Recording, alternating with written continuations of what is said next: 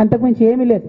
ఇదే రేవంత్ రెడ్డి గారు అంతకుముందు ఒక టీవీ ఇంటర్వ్యూలో చెప్పారు, కేసీఆర్ గారికి పైసల మీద ఆశ లేదు, పాపం ఆయనకు మీటింగ్ పెట్టాలంటే కూడా పైసలు ఎప్పుడు కావాలంటే అప్పుడు చూస్తారు ఎక్కడున్నాయని, కానీ అప్పటిదాకా ఆలోచన కూడా చేయరని. మరి అటువంటి కేసీఆర్ గారి మీద ఇంత కుట్రపూరితంగా అభాండాలు ఎందుకు వేస్తున్నారు? వేసేటటువంటి అవకాశం ఎవరిచ్చారు అన్నది కూడా ఇవాళ బీఆర్ఎస్ పార్టీ శ్రేణులు కూడా ఆలోచన చేయాలి, తెలంగాణ ప్రజలు కూడా ఆలోచన చేయాలి. ఎందుకోసం వస్తుంది కేసీఆర్ గారికి అవినీతి మరక ఎవరి వల్ల అంటింది అలా? అది ఆలోచన చేసుకోవాలి కదా మనం కూడా.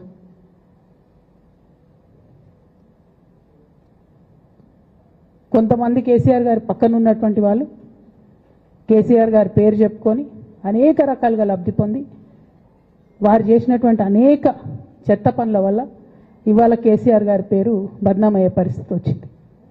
అయినా మళ్ళీ వాళ్ళనే మోస్తాం, అయినా మళ్ళీ వాళ్ళనే ముందుకు తీసుకెళ్తామని అనుకుంటే పార్టీ ఎట్లా ముందట్టుకుపోతుంది? ఒక బిడ్డగా నిజంగా నేను బాధపడతా ఉన్నాను. ఇవాళ 5 సంవత్సరాలు ఇరిగేషన్ మంత్రిగా చేసినటువంటి హరీష్ రావు గారిది మేజర్ పాత్ర లేదా దీంట్లో? అందుకే కదా కేసీఆర్ గారు వారిని సెకండ్ టర్మ్లో తప్పించిండ్రు.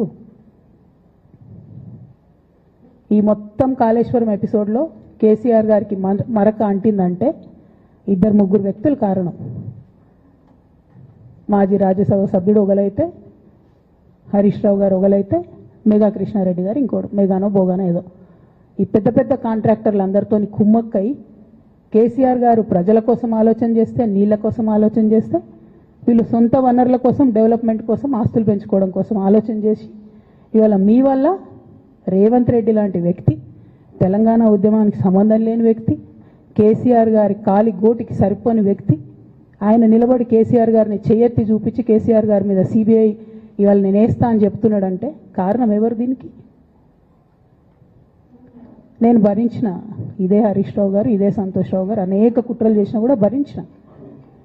నా మీద ఓపెన్గా మీడియా మిత్రులందరితో రకరకాల మాటలు చెప్తే కూడా నేను భరించిన. నా పర్సనల్ అటాక్కి నేను ఎప్పుడు కూడా వాళ్ళను ఇంతవరకు పేరు పెట్టి పిలవలేదు, మాట్లాడలేదు. ఫస్ట్ టైం చెప్తున్నా నేను. ఎందుకోసం చెప్తున్నా? కేసీఆర్ గారికి ఈ వయసులో సిబిఐ ఎంక్వైరీ ఏందండి? ఎందుకోసం ఆ కర్మ పట్టింది?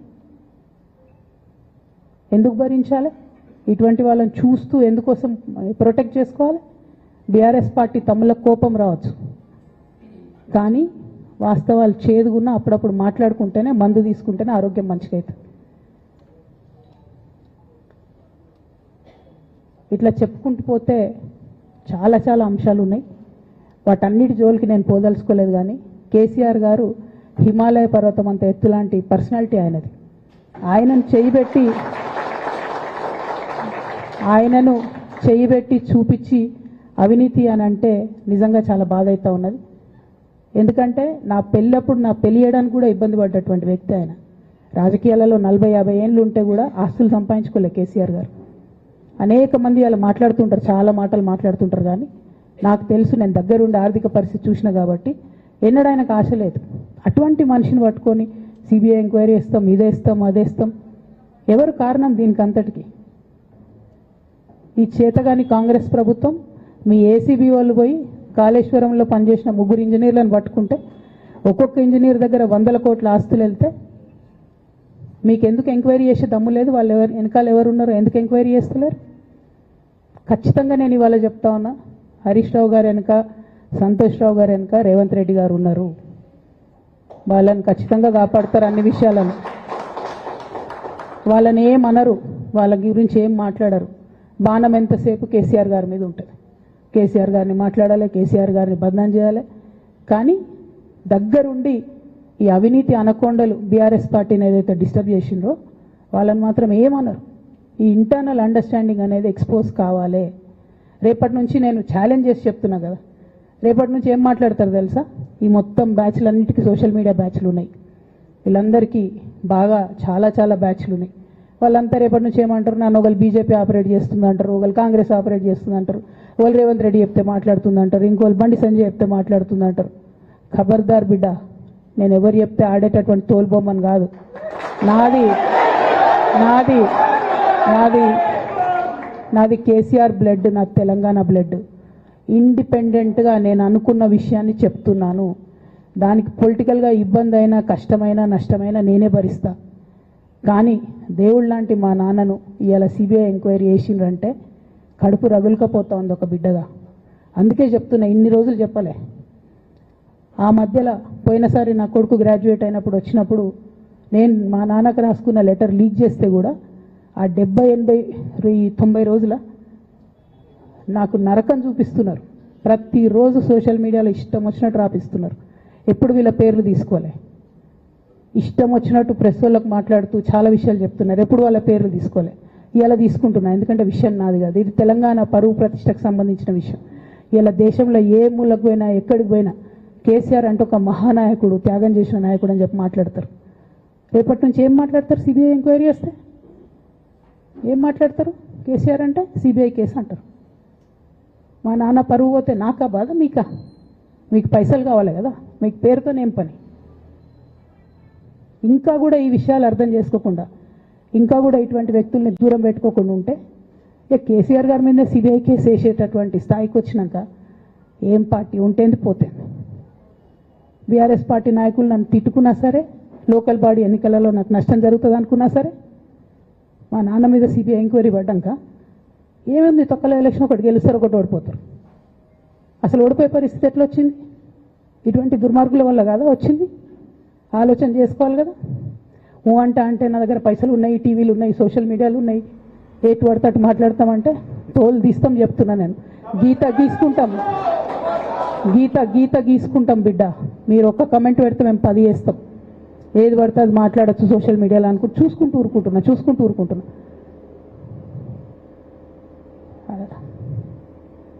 పెద్ద సార్ దగ్గరకు వచ్చినాక ఇక కాంప్రమైజ్ అయ్యేదేం లేదు.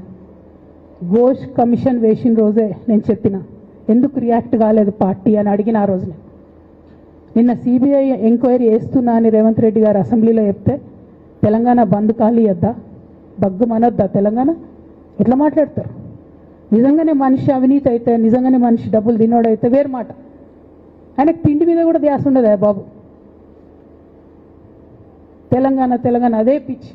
అట్లాంటి మనిషిని పట్టుకొని ఇవాళ ఏది పడితే అది మాట్లాడితే కూడా రియాక్ట్ కాకపోవడం చాలా దారుణం, చాలా దారుణం.